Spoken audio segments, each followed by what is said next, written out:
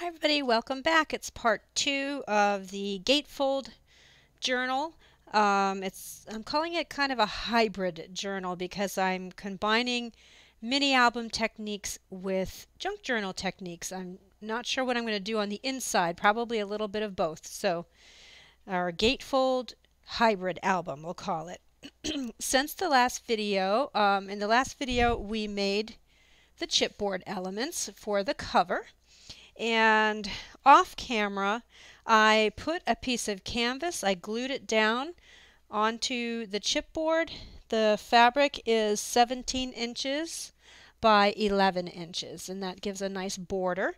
As you can see, the fabric that I used, once I glued it down, it kind of made it translucent, and you can see through it, but that's okay because I'm going to paint on this, and it will cover that all up.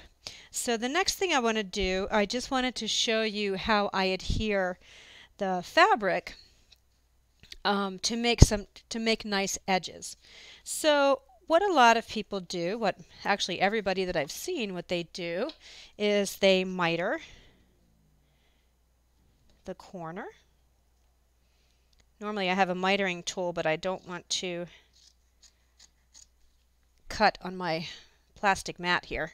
I went out to Joann's today and bought this nice piece of, it's actually plastic tablecloth material, and it was really cheap. It was like $5, and so I can put it on my desk when I'm gluing and painting. I had one of those Tim Holtz mats, but that got thrashed, and I didn't want to spend $18 for another one.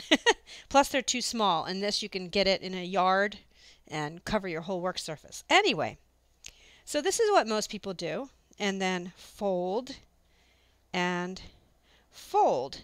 But there are some issues because you end up with this little nubbin here, so you have to kind of push that in and work it around like that. And sometimes if you don't miter it correctly, you get a little gap too. It's not always neat.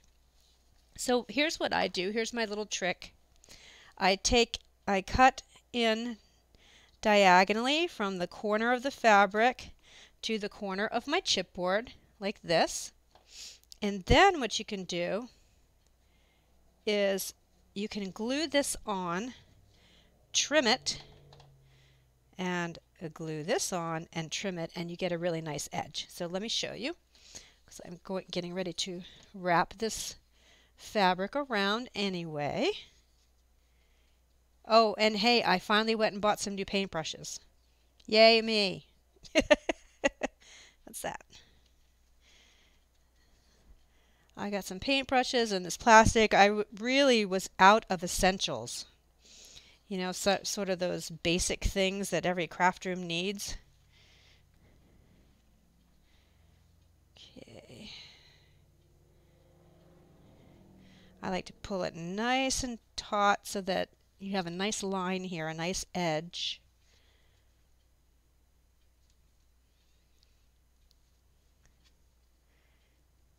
Oh, that's a little crusty. It's already got glue on it from when I was gluing it to the front. And then I like to just kind of push it that way, just to make sure that it's on there nicely.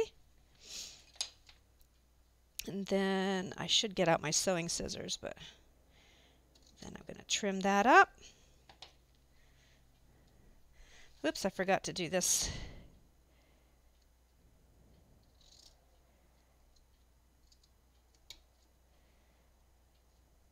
Ooh, there is glue on there. Okay, put that back down. Trim this up.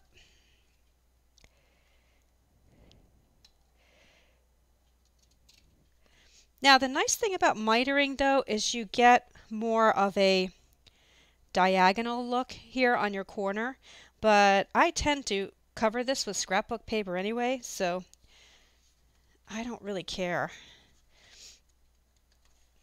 I like to do the short sides first. Sometimes the long sides, it really doesn't matter. Now this one I each side is different because I was experimenting over here and then I just mitered over here to show you. So this side's going to be a little funny to work with, but we can do it. I'm just using Mod Podge right now. I just said Mod Podge, and I've commented before that I hate when people say that. Mod Podge. It's easy to say, Mod Podge.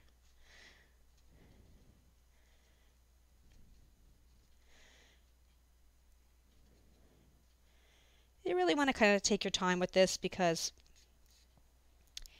if you get bubbles and things, then it's going to show.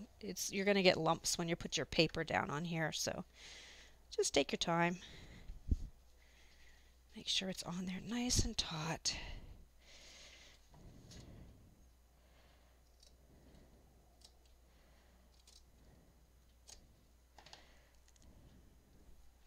Now this one is the mitered one, so you have to kind of take this little edge here and push it in before you do this. So see the difference when you do the mitered corner, then you get this nice diagonal look, and that's a very nice look if you're going to be showing part of this. If you do the other technique, then it just looks like this, and it's not quite as fancy. So it really depends on how much of your corner is going to be showing after you cover the inside of your book. So let's do the long ends.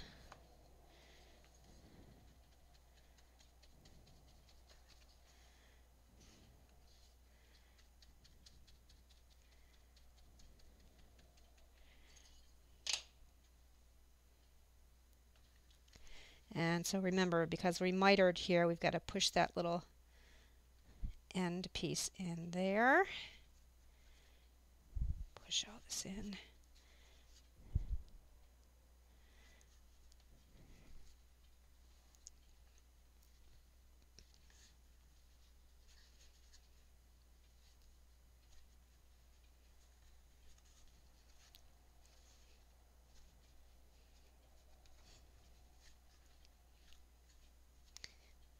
Okay. And then just trim this.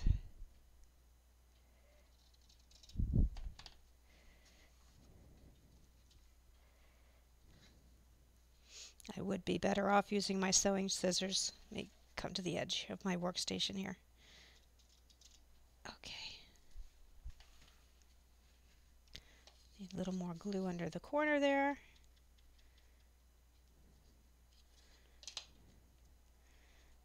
There.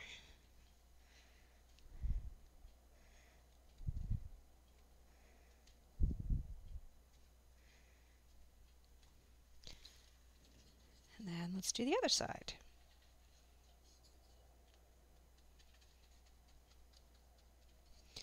So I was going to cover this with an old pillowcase, some cotton sheet kind of material, but I didn't have a big enough piece.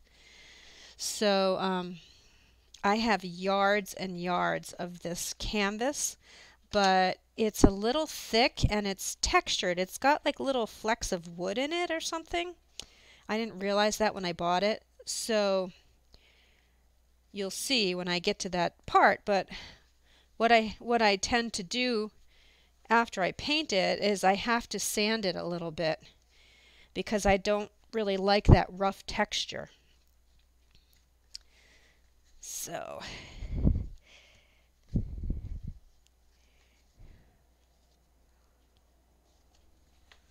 a little bit of glue under here. But I have so much of this material, and it's because it's kind of a canvasy material, it takes glue really well.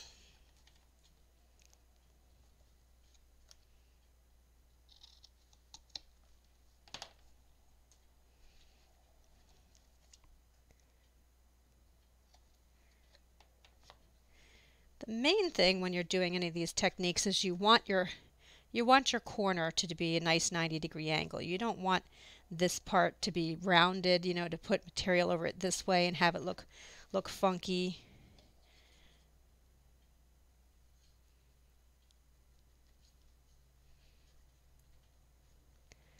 There.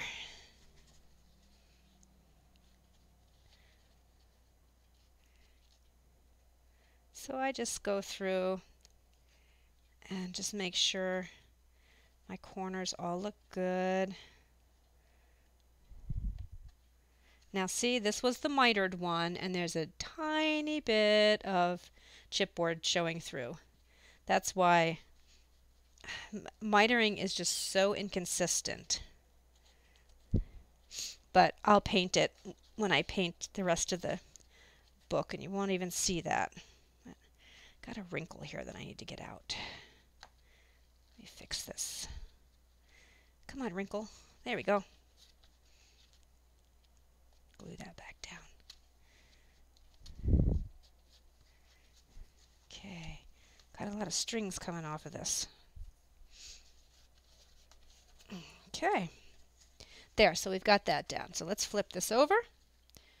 Switch paintbrushes. Yay, new paintbrush.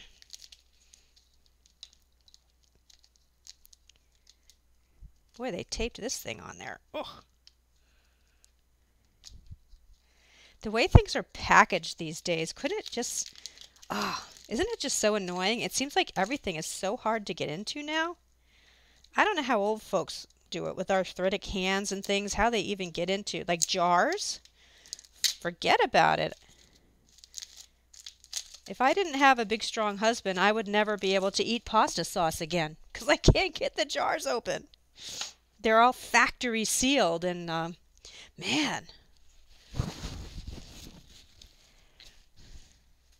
The only thing about this plastic is it's glaring a little bit. Sorry about that. But I need my aught light for this. It's a little bit of a... It started out as a beautiful day here in Maine, and now it's starting to cloud over. But it was in the 40s. And since it's been sub-zero since like November, people are out there in their shorts and flip-flops. Mainers are funny. Now, I went to Joann's, and you tell me, wouldn't you think that this is blue paint? I looked all over it. I could not find where it said what the color was, but I saw this. I got glue all over me now. I saw this, and I figured, well, that's the label. So I get it home, and I'm looking. There it is. Teeny, teeny, weeny. Black. I bought a whole thing of black paint, which I will probably never use. Well, never say never, but I totally thought this was blue. Anyway, so I have a little thing of blue here. It's not quite this is navy. It's not quite the color I was going for.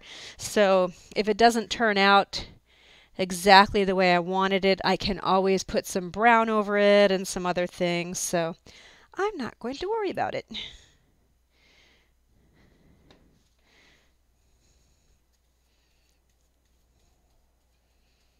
And this canvas, is it canvas or more like a muslin, I guess you'd call it. It takes paint really nicely. It looks really nice once it's painted and sanded. It takes a lot of paint though. I don't know, hopefully this will be enough because it's the only one I have. That's why I bought a big one that turned out to be black.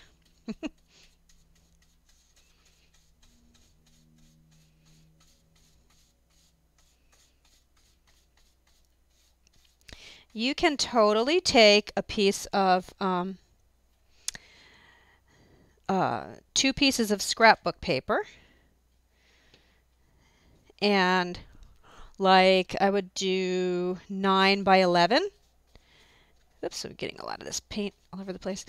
And cover your chipboard with scrapbook paper if you prefer.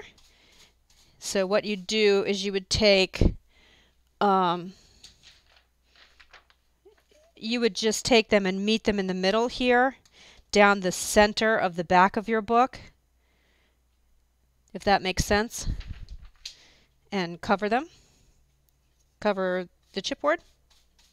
This is kind of bowing a little bit from all the glue and the paint. I'm going to have to put this in my book press tonight.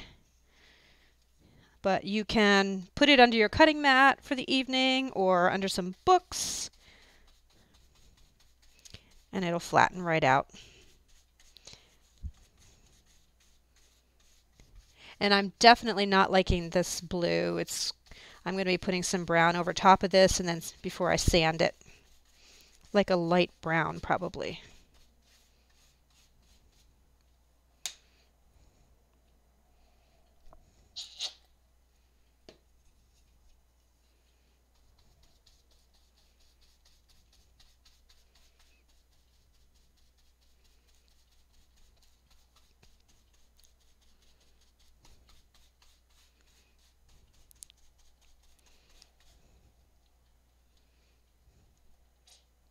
So I'm super close to having 500 subscribers. I'm very excited. I'm going to have a big giveaway when I get to 500. I've had my Etsy shop for years and years. And it started out as a scrapbook shop. And then a few years ago, I discovered junk journals and started adding that and some ephemera to my shop and some digital kits and things like that. But just got into YouTube this in 2018. I haven't had it for all that long, so I'm excited to build up my YouTube audience and do more of these tutorials. It's such a nice community, it really is. You know, there are some haters, but they're few and far between, and I take it as a compliment when somebody gives you a thumbs down with no constructive criticism, just anonymously gives you that thumbs down or whatever. I just figure they're jealous. That's the way I keep my positive attitude, because when you're putting yourself out there to the whole wide world, you are opening yourself up to some meanies who have nothing better to do but be anonymously mean on the internet. And that's why I didn't do my YouTube channel for quite a while. I just didn't want to open myself up to that kind of negativity. But, you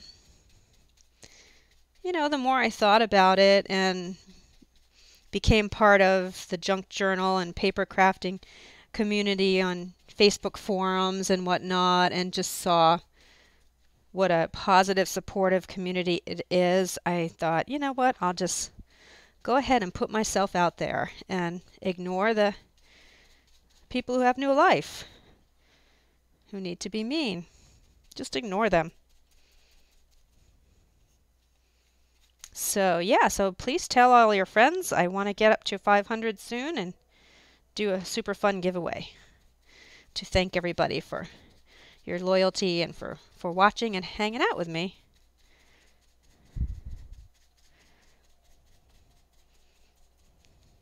I'd like to do more live videos, but YouTube's got to fix a few things before I'm going to really want to do live videos. I don't like not having control of my camera, not being able to zoom in, switch between my face and my desk so I can say hi, those kind of things. Once I start videoing, I just can't adjust my camera at all, and that just super annoys me. So hopefully they'll fix that at some point. All right. Looks like some of the glue is coming through. That fabric really got thin once I put the glue on, but that's super okay because it's going to all get sanded. And I have Oh, hold on.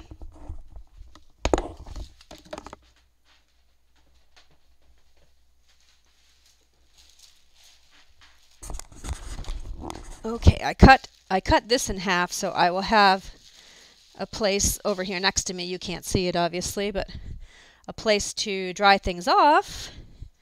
And let's test my theory, shall we? See if this is going to work. It will, but we're going to need some water. Look at that. Yay!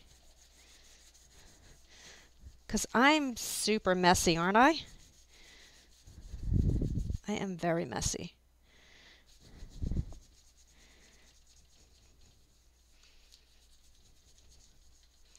There's sometimes I just don't want to be neat. And definitely I need one of these. I need this my whole desk covered in plastic when I get out the glue.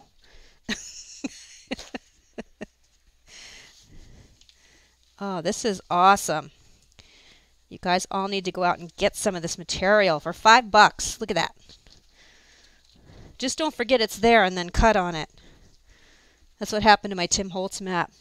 Mom. Mom, you cut my Tim Holtz mat. Okay. And then it just comes right up. And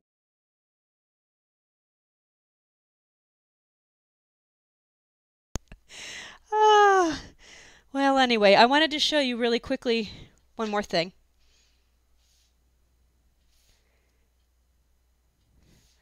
Okay, why isn't my camera working? Huh.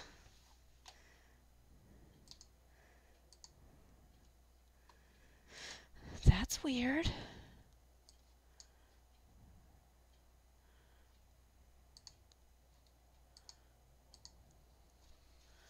Huh.